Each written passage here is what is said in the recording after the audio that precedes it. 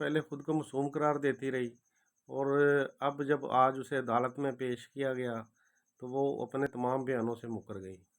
तो जज साहब ने भी पूछा कि जनाब, आपने तो बड़े इंटरव्यू दिए हैं, हमने भी आपकी सुने हैं रोज़ बदलते हुए बयानात, तो वो सब क्या थे? तो वो आगे से हंसना शुरू हो गई, और उसे अपने किए पे कोई शर्मिंदगी नहीं थी और कोई नदामत नहीं थी। ना उसे अपने किसी झूठ पे नदामत है, ना उसे अपने किसी किए के नदामत है, और ना ही उसे कोई टेंशन है कि वो जेल में है। क्योंकि वो जेल में जो है वो बादशाहों वाली ज़िंदगी गुजार रही है। इंटरव्यू देने से पहले वो चीज़ों की डिमांड करती है, कहती मेरे लिए जनाब चिप्स लेके आएँ, मेरे लिए बिस्किट लेके आएँ, मेरे लिए बोतलें लेके आएँ। और इस तरह की जो डिमांडें हैं ना, वो रोज़ वहाँ पे होती हैं, तो फिर वो टीवी चैनलों को इंटरव्यू देती है। और आज वो तमाम जो अपने बयानात से मुकर चुकी है।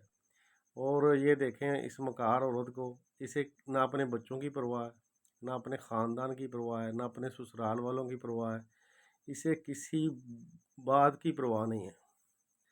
इसी से अंदाज़ा लगा लें कि ऐसी जो मकार औरतें हैं उन्हें अपने मतलब से सिर्फ मतलब है, और वो अपना मतलब रईस जैसे कितने लोगों से पूरा कर लेती हैं।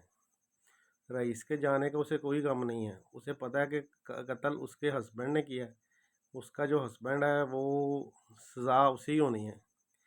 तो इसने आज नहीं तो 1 साल बाद, 6 माह बाद इसने रिहा हो ही जाना है। और इसने अपनी ज़िंदगी से जो दोनों कांटे हैं ना, रईस और अपना खामन, वो दोनों साफ़ कर दिए हैं, और बच्चों की उसे टेंशन ही नहीं है। उसे उसके बच्चों के बारे में उससे पूछा गया तो उसने कहा जी वो मैंने डिलीट कर दिया ज़हन से, जो भी होगा देखा जाएगा बच्चों का। तो ये मकार औरतों के लिए ये चीज़ें कोई अहमियत नहीं रखती।